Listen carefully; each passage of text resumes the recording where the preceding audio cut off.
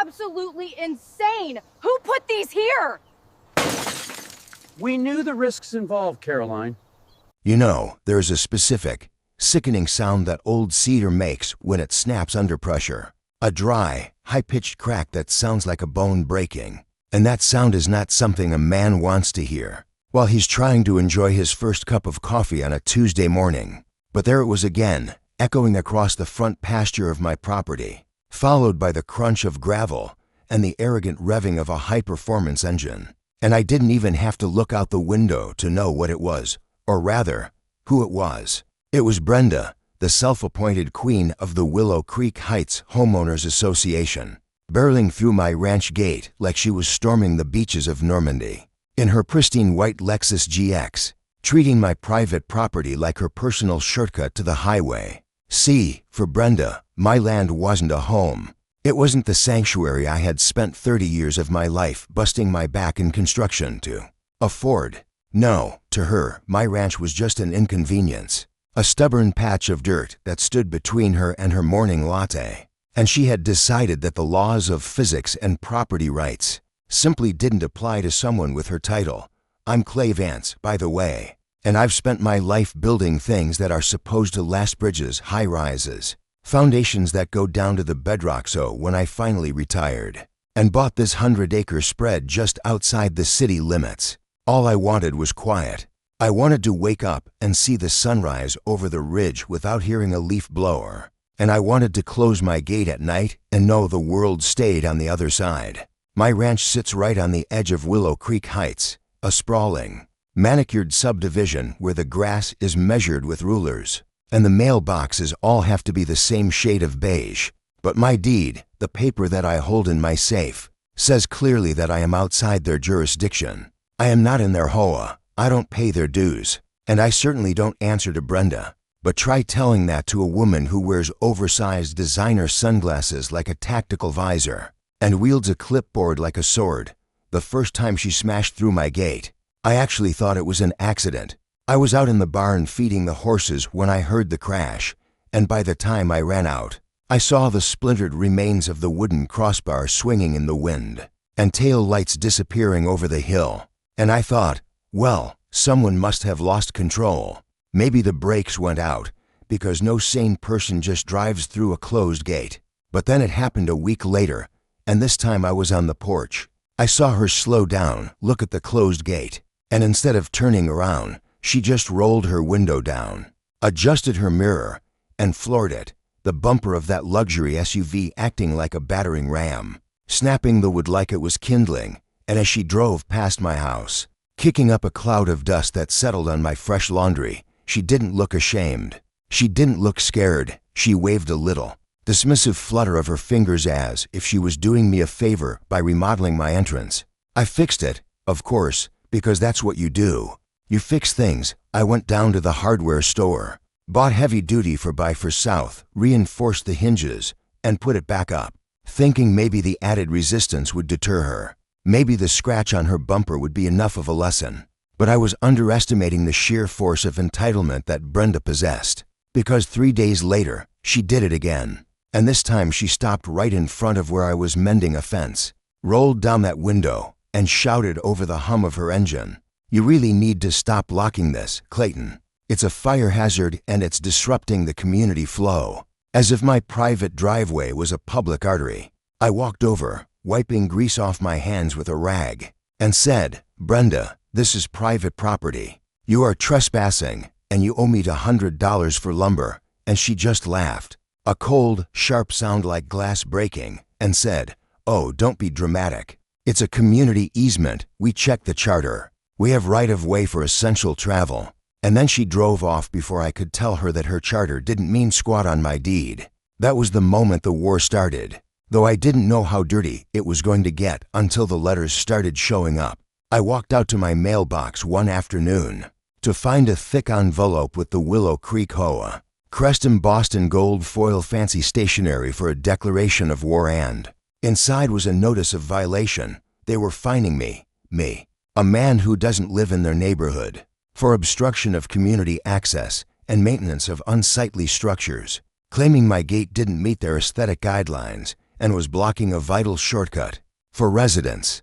The fine was $500, and the letter was signed by Brenda herself with a flourish that looked more like a dagger than a signature. I drove straight to the county clerk's office, spent 3 hours pulling maps and deeds, and confirmed what I already knew.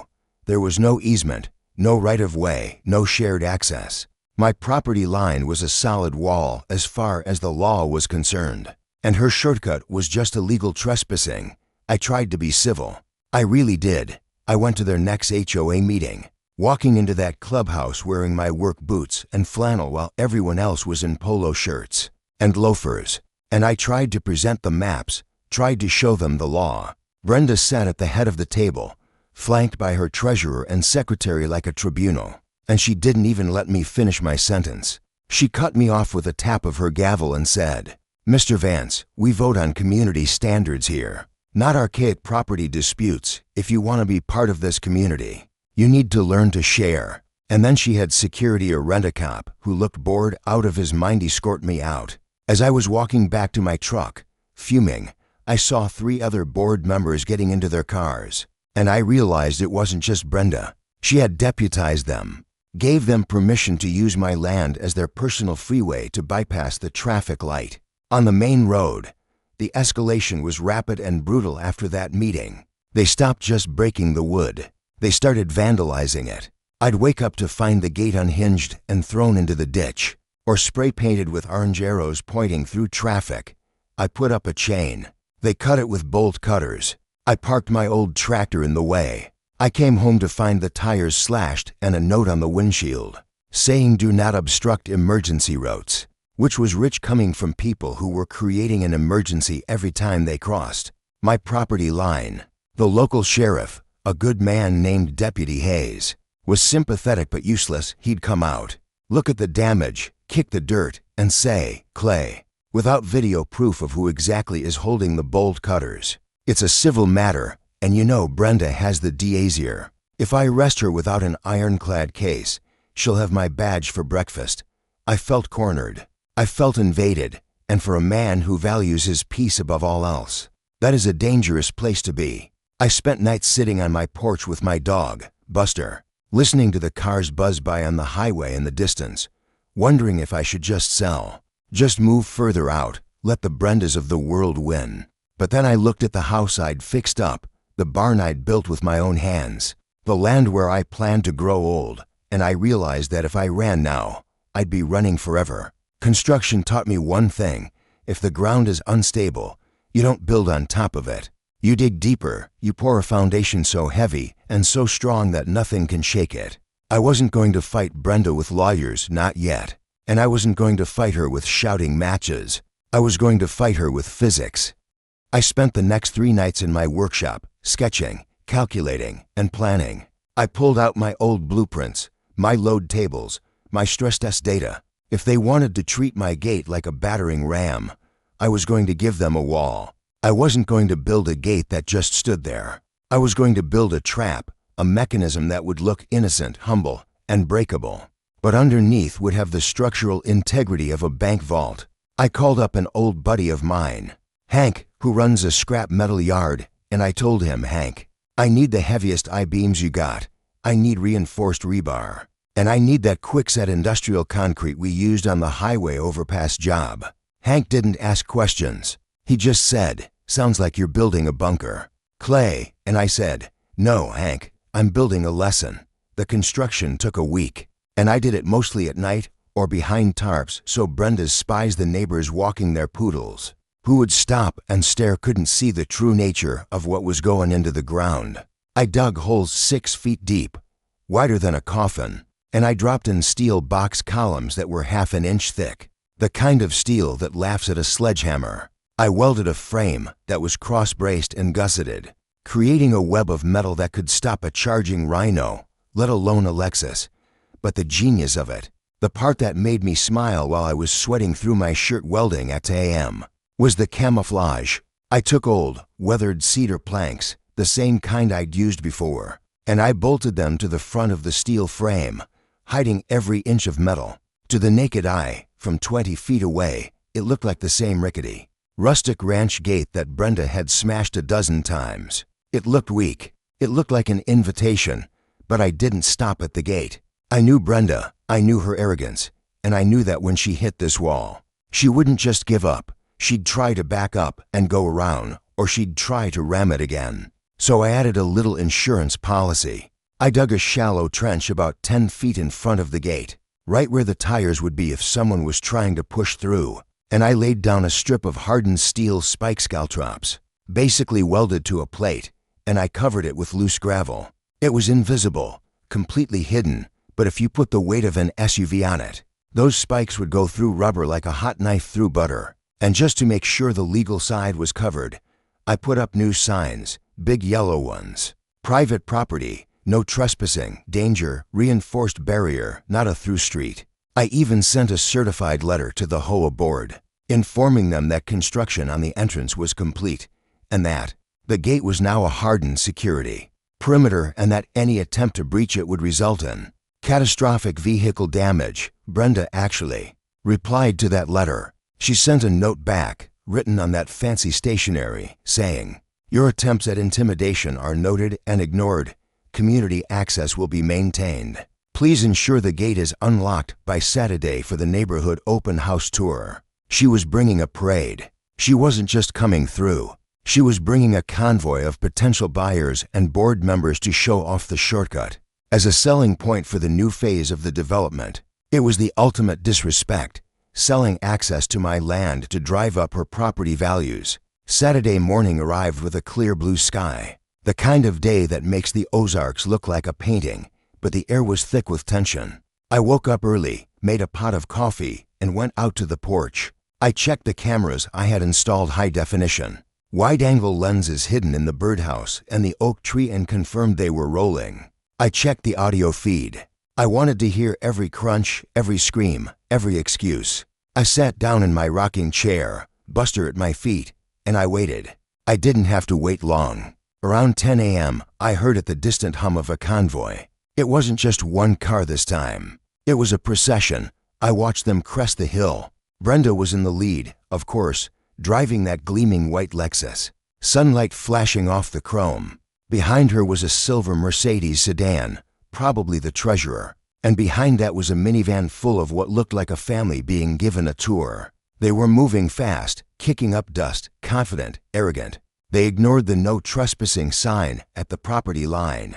They ignored the danger sign halfway down the drive. Brenda was coming for the gate, and I could see her silhouette through the windshield, one hand on the wheel, the other holding a coffee cup, looking at her passengers, probably saying something like, "And here's the shortcut I was telling you about. Saves us so much time." She didn't slow down. She didn't tap the brakes. She treated my gate like a mirage, like a suggestion she could veto. I gripped the armrests of my chair, my heart hammering not with fear, but with the cold, hard anticipation of a trap springing shut. She was doing about 30 miles an hour when she hit it. She expected wood to shatter. She expected the gate to fly open. She expected to sail through triumphantly.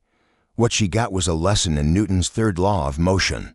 When that white Lexus hit the gate, the sound wasn't a crack or a splinter. It was a thunderclap, a deep, resonant boom that shook the ground all the way up to my porch. The deception held for a split second. The cedar planks shattered instantly into a cloud of sawdust.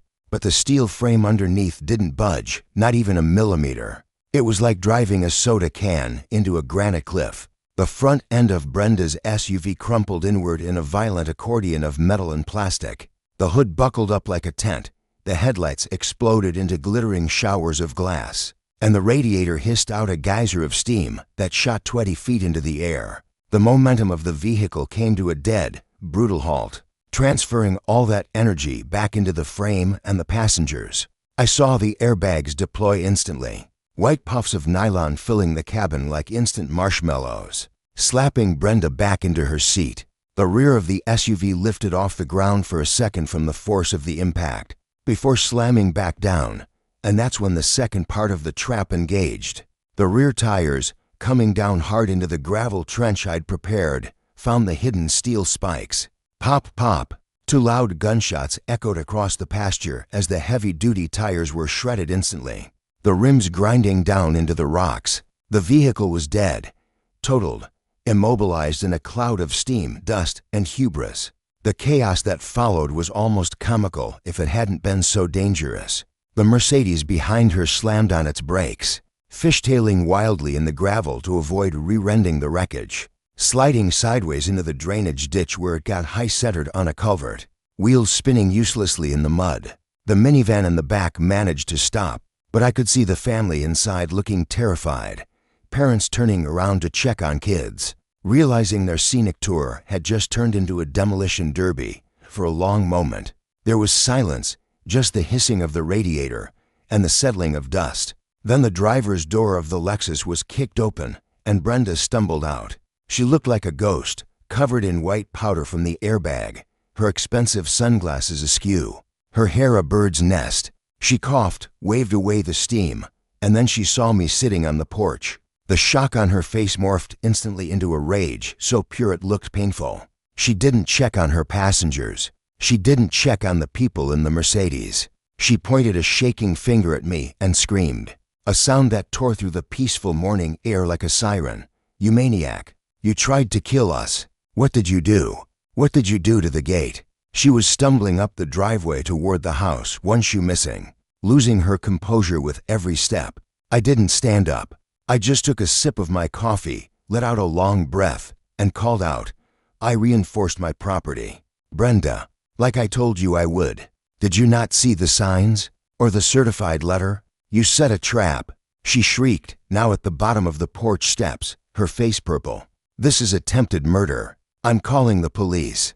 I'm calling the FBI. You're going to jail forever." The other HOA members were crawling out of the Mercedes now, the treasurer holding his neck, looking at his muddied luxury sedan with horror. The family in the minivan was already reversing, backing away slowly as if they had stumbled onto a crime scene, which, in Brenda's mind, they had. "Call them," I said calmly. "Call Deputy Hayes.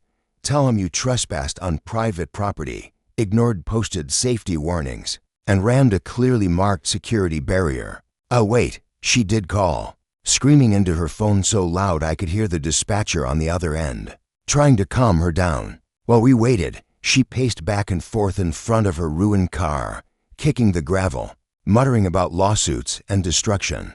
I just sat there. I knew the law. I knew construction. And I knew that in the state of Texas, you have a right to build a fence on your own land that can withstand a tank if you want to, as long as it's marked. Deputy Hayes arrived about 20 minutes later, lights flashing, looking like a man who knew his Saturday was ruined. He stepped out of his cruiser, took one look at the carnage, the crushed Lexus, the ditched Mercedes, the indestructible gate standing tall and mocking amidst the debris, and he actually let out a low whistle. Brenda was on him immediately, grabbing his arm, pulling him toward the wreck. "Arrest him." He put steel beams in the gate. He hid them. He wanted us to crash. Hayes walked over to the gate, inspected the shattered wood revealing the heavy steel H-beam underneath, then walked over to the warning sign that was literally 5 feet from Brenda's rear bumper. He took a picture of the sign. Then he walked up to the porch. "Clay," he said, tipping his hat. "Everyone okay?" "I'm fine, Deputy," I said. "Gate held up pretty well, considering. Brenda here says you booby-trapped the road." "No booby trap, Deputy," I said, standing up and handing him a flash drive.